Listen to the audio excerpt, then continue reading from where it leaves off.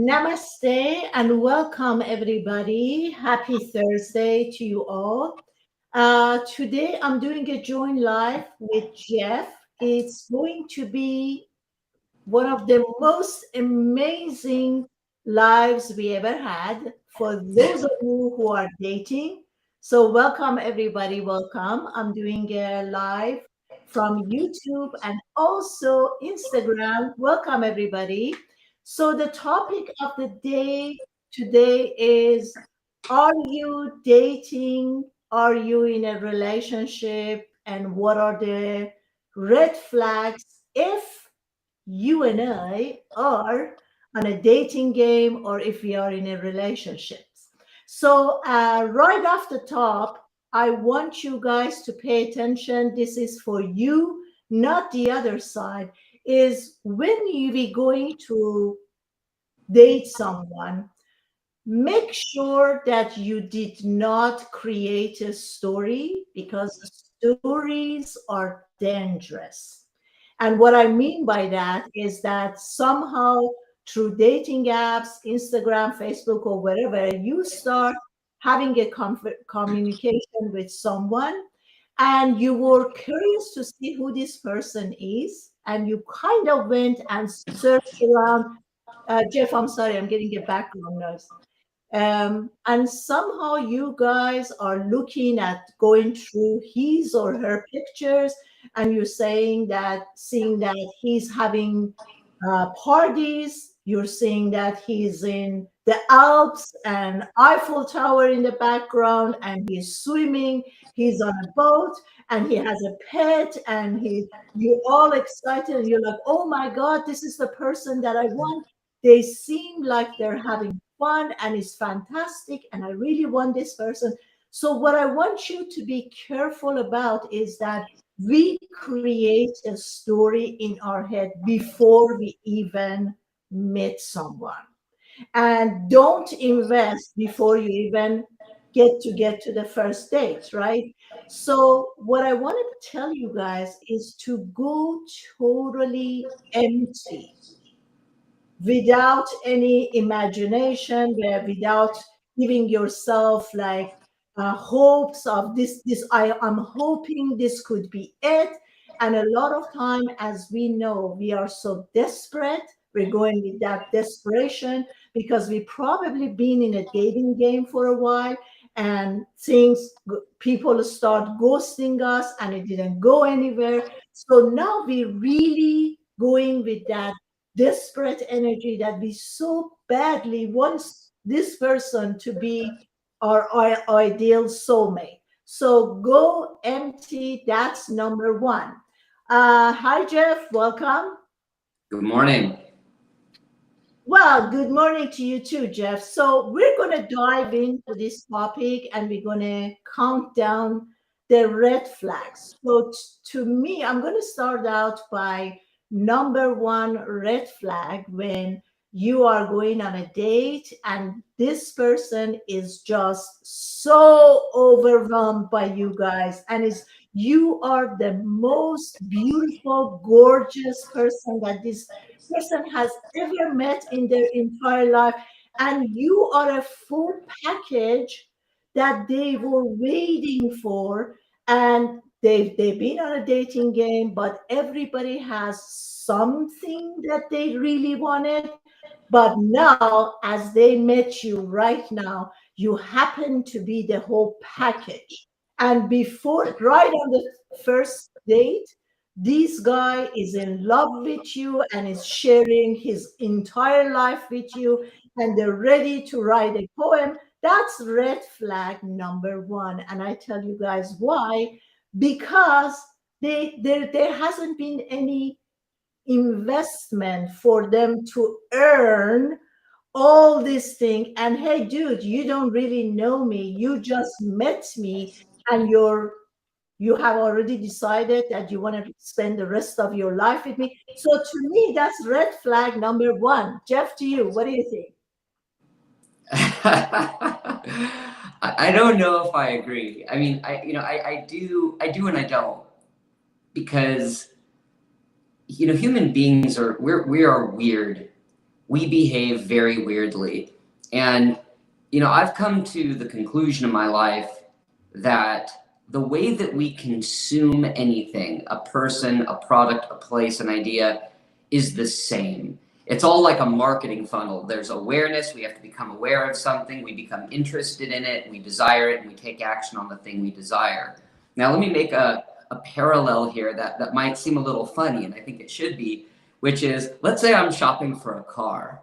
Mhm. And I have written down on a piece of paper my ideal car. Money's no object.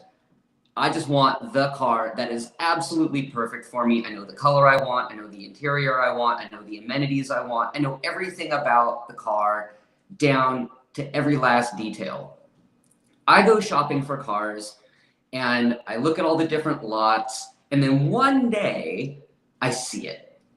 And a salesperson goes, this is, hey, I want to show you this car. And I go, that's it. That's it. That's the car I've been looking for. It is everything on that list. It's exact. I'll take it. Now, the car doesn't have a problem with me feeling that way about it. The car doesn't get upset and get scared off and say, wait a minute, I don't want you to drive me. I don't want you to buy me. The car just is a car. But as soon as we bring that level of focused awareness to our dating life, the other person gets scared. Mhm. I have that level of focused awareness in my dating life. I know when I meet somebody, let's say in the ballpark, right? We'll use the baseball analogy. If I meet a woman who's in the ballpark of all the things I'm looking for, I know it. And because I know how humans operate, I have to then suppress my tendency or my inclination to want to let her know, like, yeah, you're within the ballpark of all the things I'm looking for.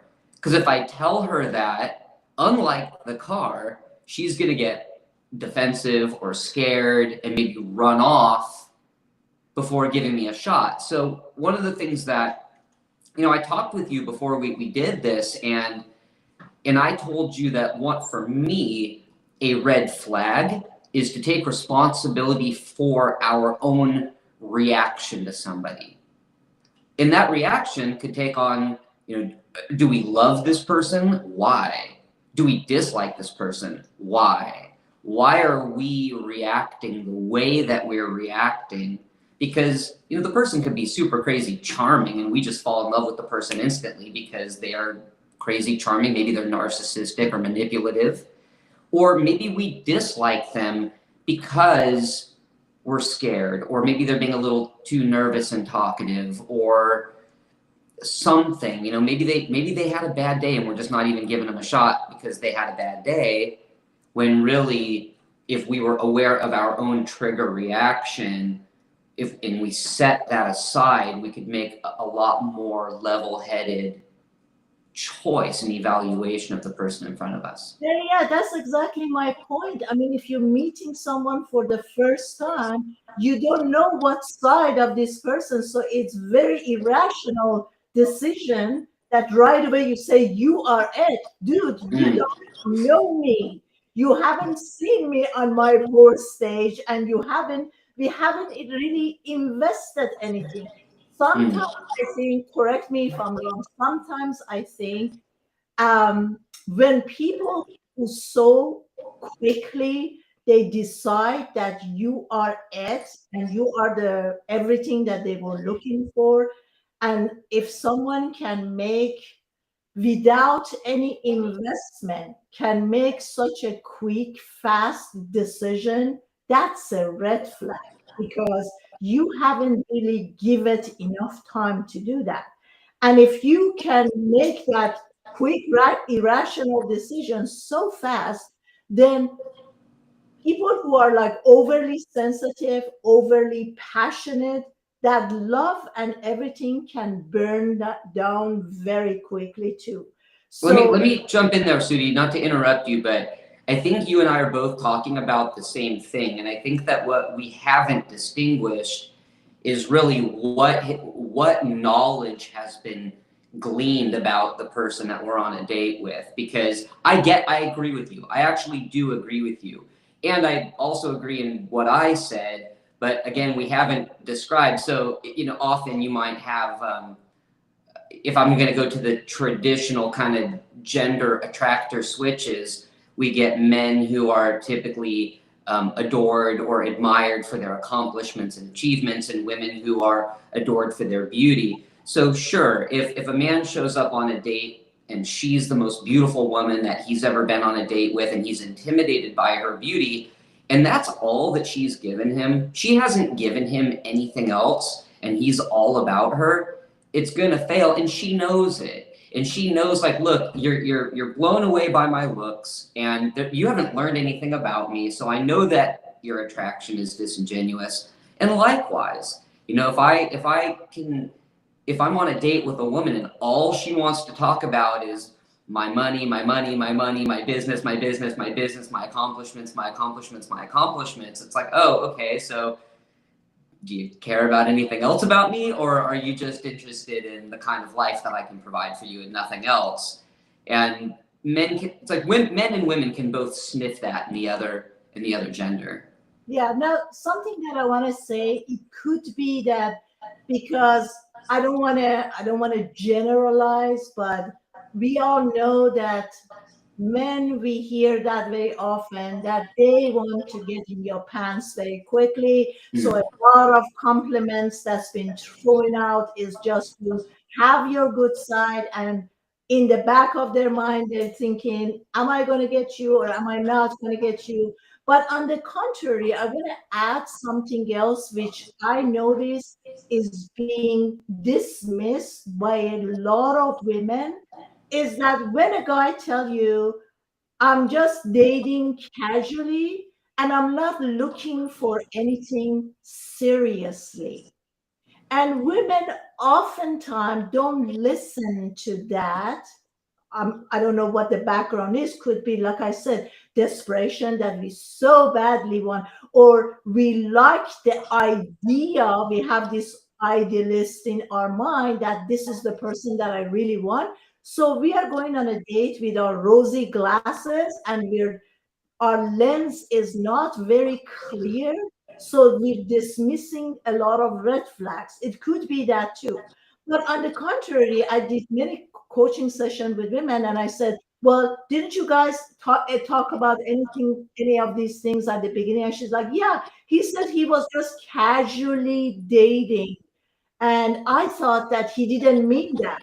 Mm. And this is what I want to tell all the ladies. Listen, if the guy intention is to get you, listen to what works against him. If Mm. he's saying, I'm not looking for something seriously, listen to that. He means that. So if you want to really see if the guy is really serious about you or is not, or is genuine or he's not, listen to the wording. If he's saying something that is against him getting you in bed, then that's his truth and you shouldn't ignore it. What do Well, you think? I think that what I would like to do is try to couch that in a more empowering way, because the way that that sounds, I mean, as a man, the way that lands to me is run from men, and men are scoundrels, and if they're just trying to have sex with you, then they're bad people.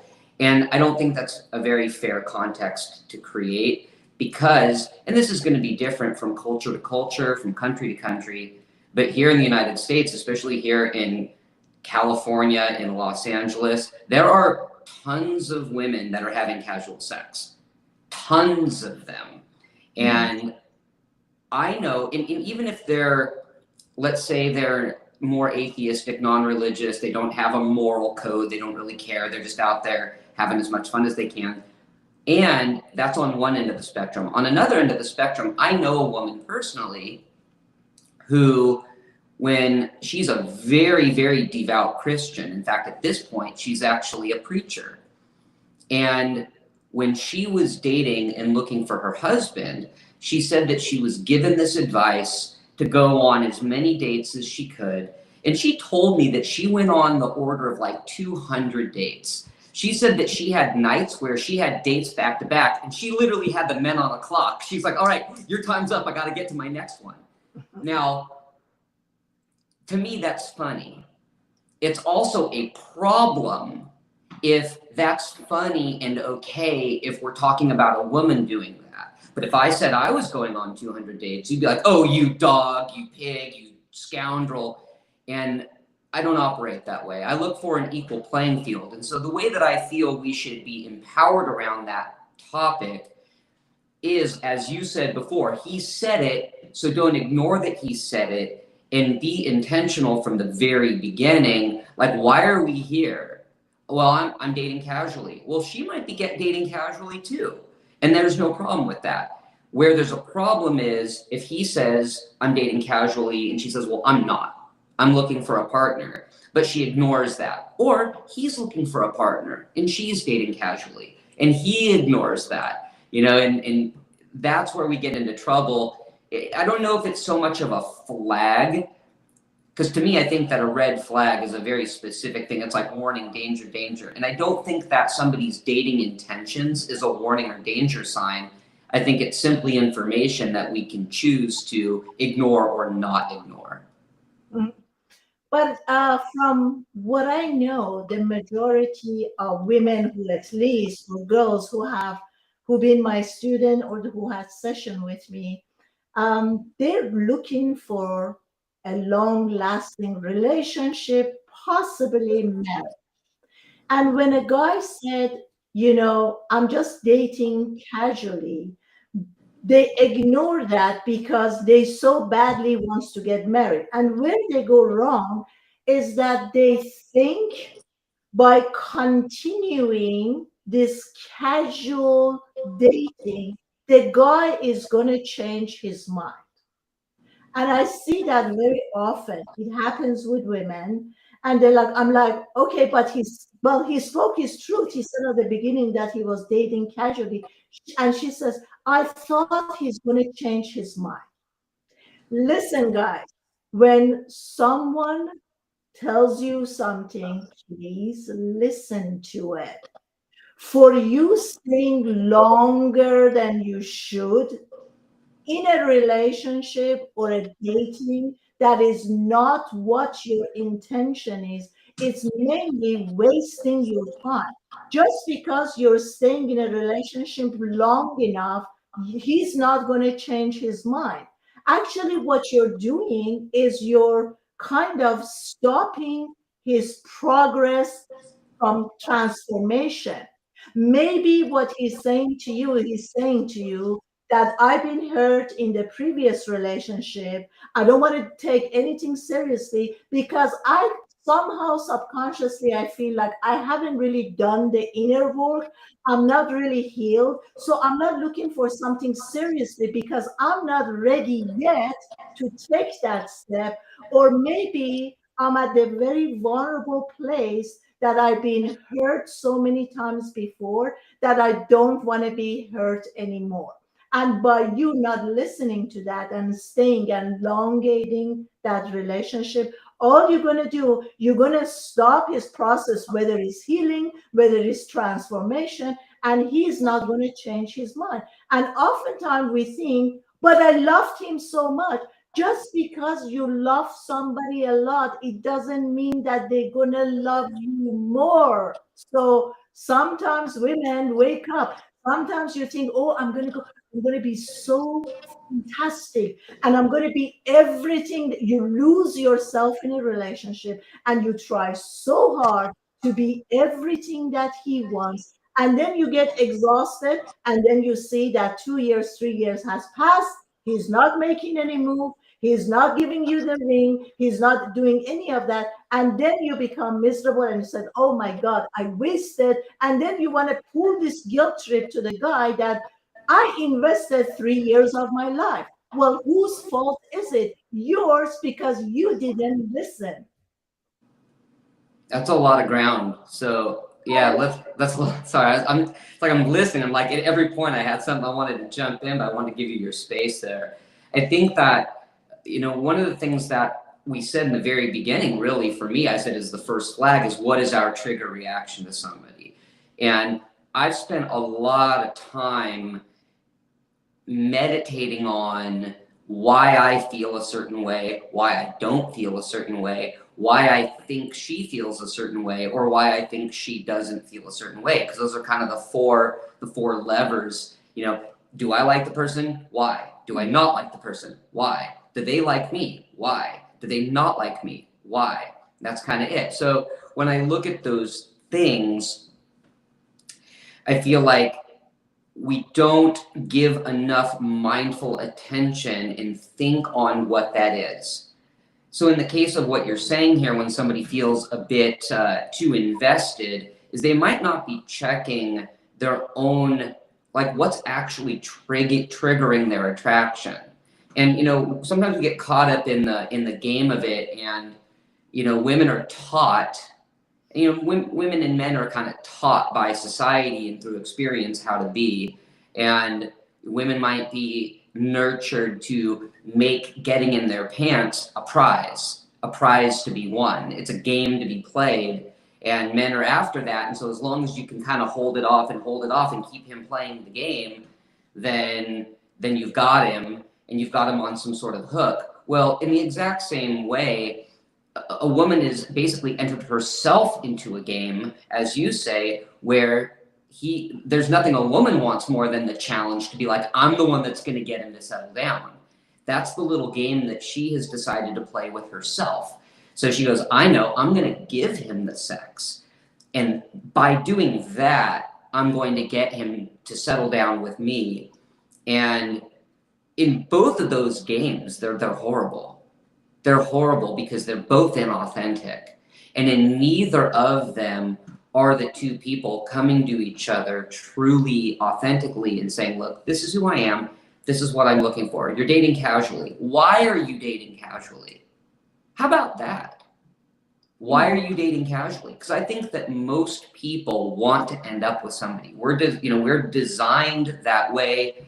Some people argue that we're not monogamous by nature, that men want to spread their seeds, and I don't disagree with some of that. I think that some of that is that's how we're designed, and at the same time, we have nurtured our beings into partnering up in pairs, having families. So if somebody says, I'm dating casually, well, why are you dating casually? And can you support somebody on their path? Are you healthy doing that? And I'm not saying that it is or is not unhealthy. Do you have the capacity to maintain a healthy, being as you are on that person's path? So let's say a man says to a woman, look, I'm dating casually right now. Well, why? Well, you know what? I just got out of a relationship, and right now Yes. Is I'm this not a ready to settle down. So what's your red path? What? is this a red flag when you ask someone on your date something and they say, I don't want to discuss that? Is that a red Sure. flag? Yeah. Yeah. I think so, because I Or think that this if is the first date you're going to say, well, let me ask you something. well, What are you dating? And he's going to say, I don't think that's open to discussion. Is sure. that a red Well, flag or not? yeah, and so what we could do, Sudi, is kind of lead that in the direction of another red flag, which is self-awareness and personal development. And Mhm. one of the flags, another flag that we talked about when I was going to say, kind of all this other stuff, but we can lead right into it, is a flag for me is space for self-expression. And that's sometimes it's external, meaning somebody is saying something, they're giving me a look, a certain type of look. It might not be. It might be more subjective. My intuition picks up on an energy that I get from the other person, and that could be an energy of softness and openness. It could be an energy of rigidness and hardness. And if I'm with somebody and they ask me a question and I really get that they're listening to me, I really get that they want to know, they're not going to make me wrong for my answer.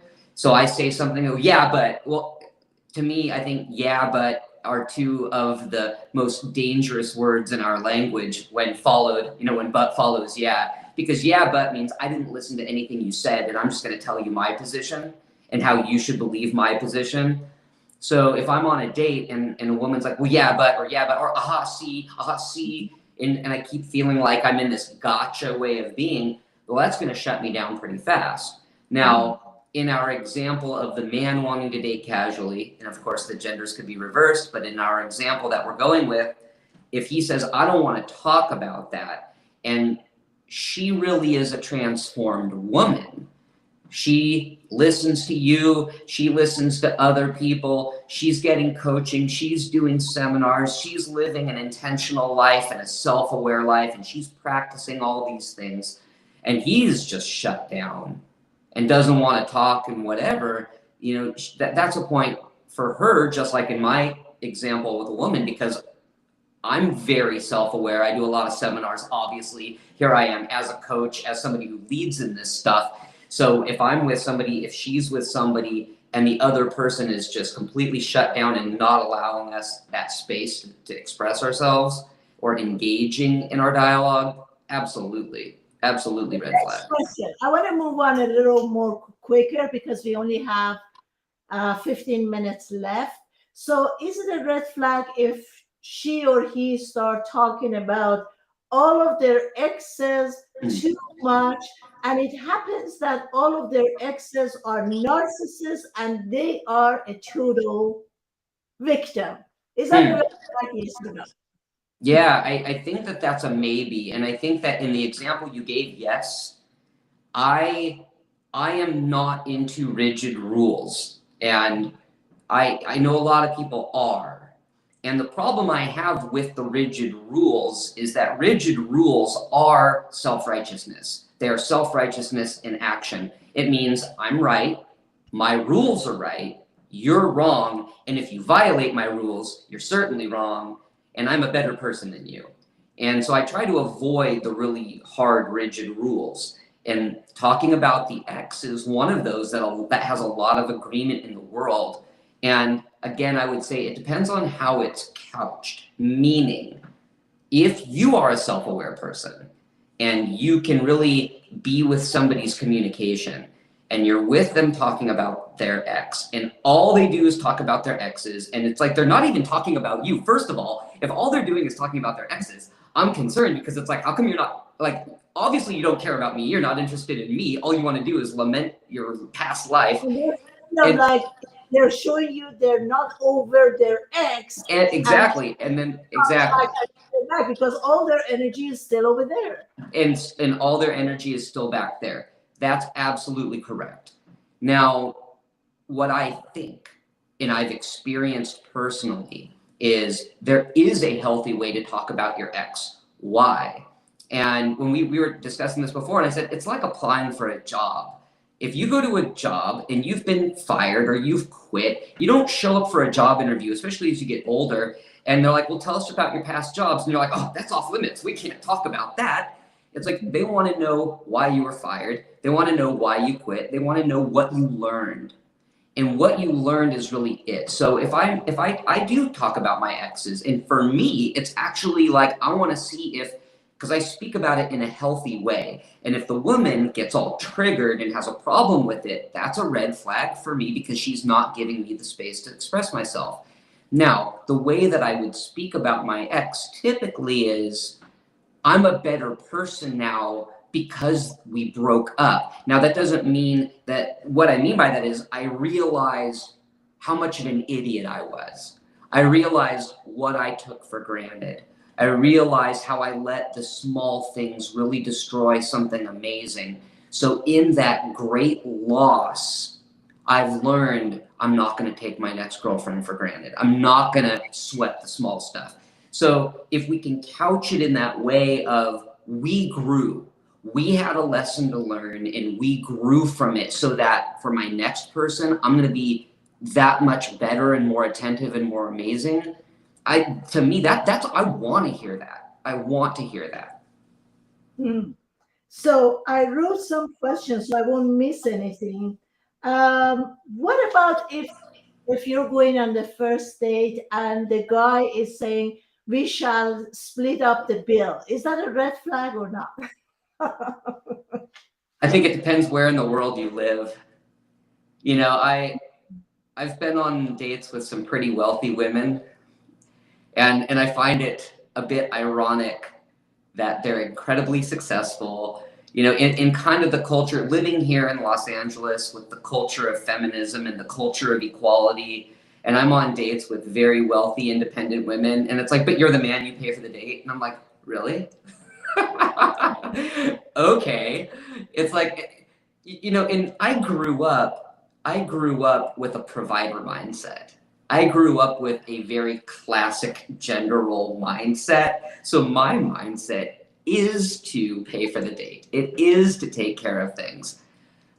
I think it depends because I can see the argument and I don't disagree that if a man is always paying for everything, then it's kind of a barter for sex. If you're, one of the things that I had an experience once where I paid a fair amount of money and put a fair amount of investment into something that I didn't even know was a date. I didn't even know it was a date. I thought I was just kind of going to hang out with a friend. And due to some scheduling snafus, I ended up having to buy, I was making dinner. I thought we were going to make food together. And due to scheduling snafu, I ended up having to go buy all the ingredients myself. And I did like 90% of the work myself. So I have this huge financial investment, this huge time investment.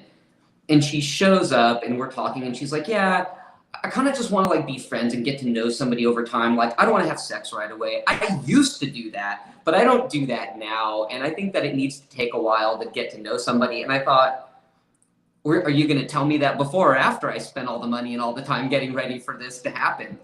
Because it did occur to me as a barter in that moment.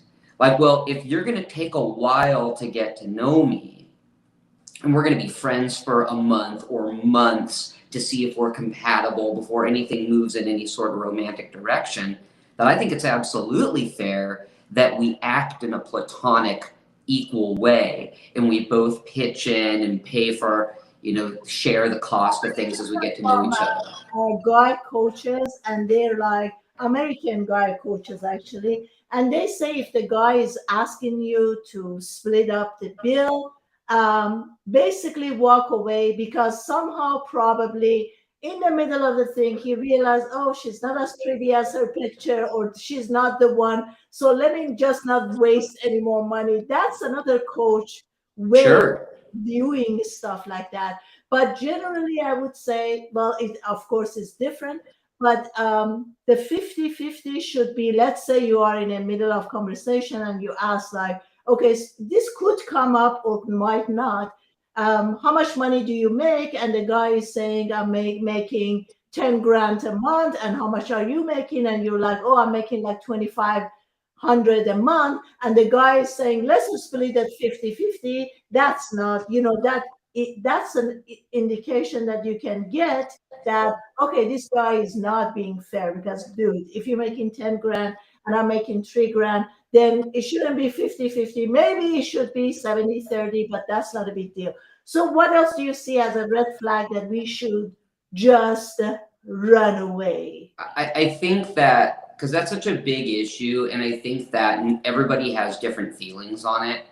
And definitely, I'm not going to get people to agree with the way I feel. I think that there are higher value ideals, as I said.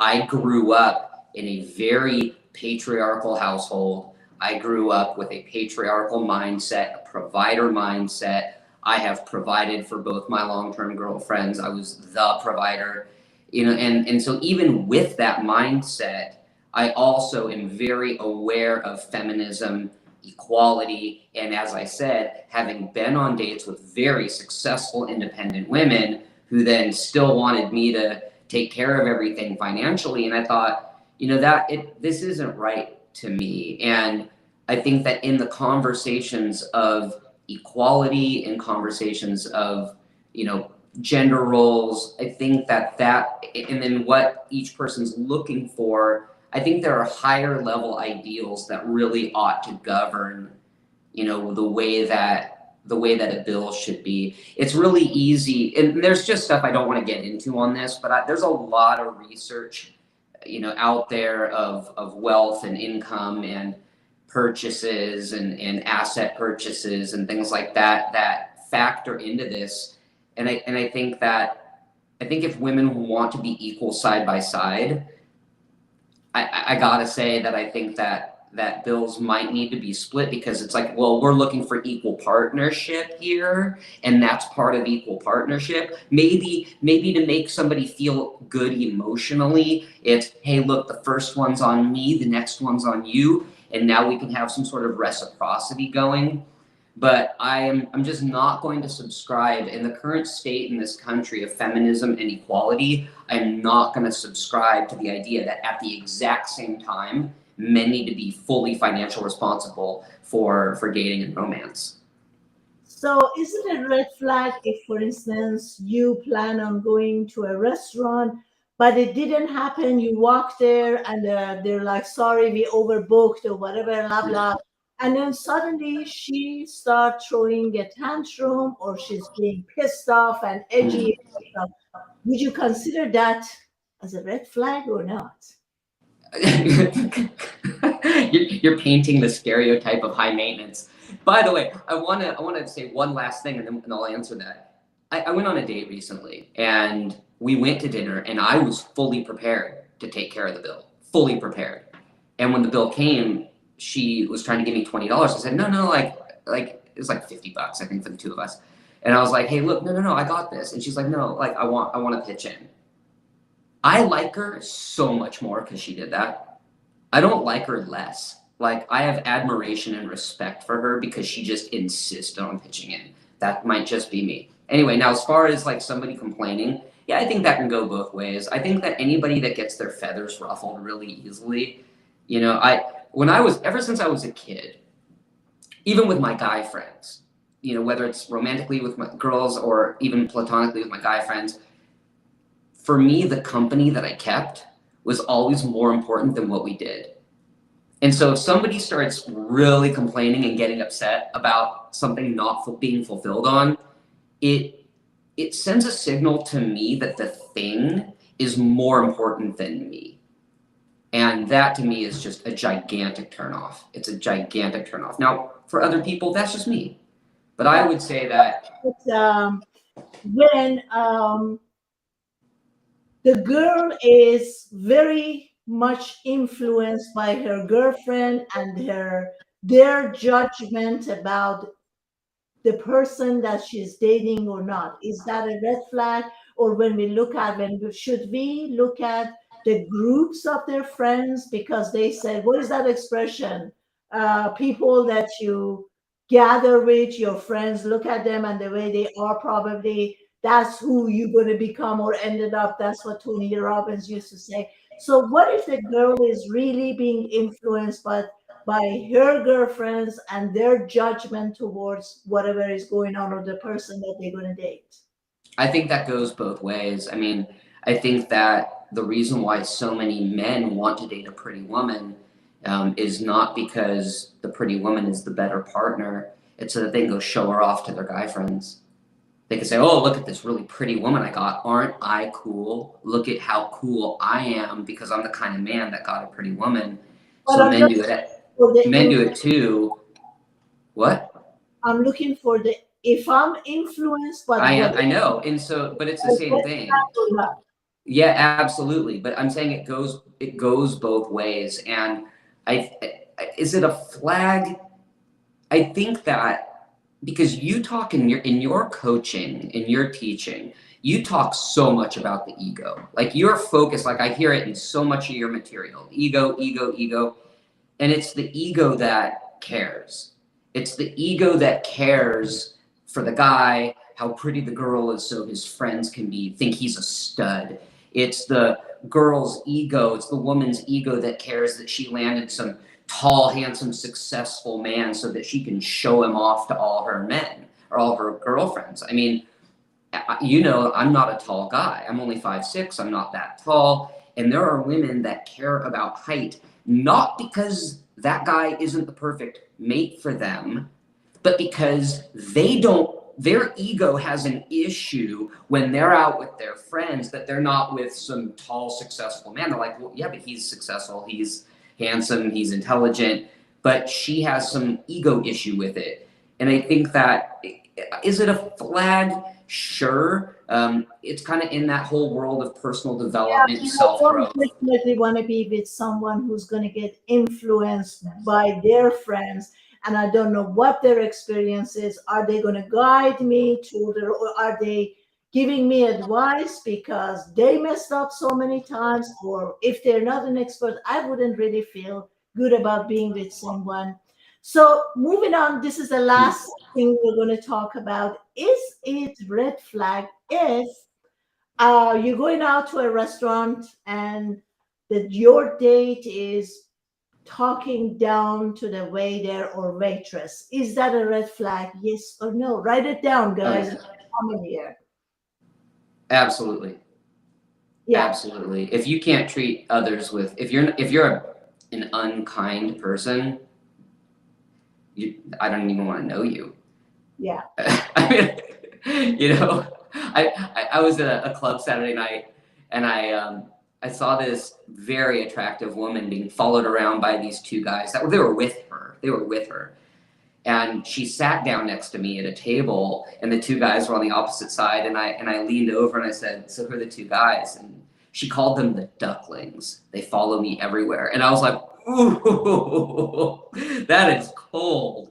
That is stone cold." And then she told me how she wanted to be in the FBI and like be an assassin or a sniper. And so for me, I just remember, I don't remember her name. I got it. I just remember her as Stone Cold Killer because I'm like, she's talking about these guys as the ducklings that follow her everywhere and how she wants to be a sniper. And I thought, woo, that's I don't want to know her at all. I mean, she was pretty, but that's about it. you Yeah, know. I talked about that. I actually did a Farsi live before you showed up. And I said, remember, guys, if you see someone who, whether you go on a date or whatever, is mistreating other people, think about it when it comes a day that they don't love you or they don't need you in their lives anymore. That's the way they're going to treat you. So don't ever forget that. So, anything else, Jeff, before we wrap up? I think we covered the points pretty well. Okay, Yeah. okay, guys, don't forget, by the way, this live is also on YouTube. So please join us on YouTube so you can see my other guest speakers. And if you're on YouTube, do not forget to subscribe. And I see you guys write a comments for me if this topic is interesting to you, if you guys are in this situation, if you feel that you've been making a lot of mistakes and you're still haven't find the one. If you want this live to continue with Jeff, say in the comment yes or no. Tell me if it was helpful and give me your opinion. It's not just Jeff and I. This shows are for you guys. So we would love to know what do you guys think, and see you all next week. Thank you, everybody. Bye bye. Thank you, Jeff. Have Thank you, a good. sweetie. Thanks, guys, for being here. Much love. Bye bye. Bye bye, everybody.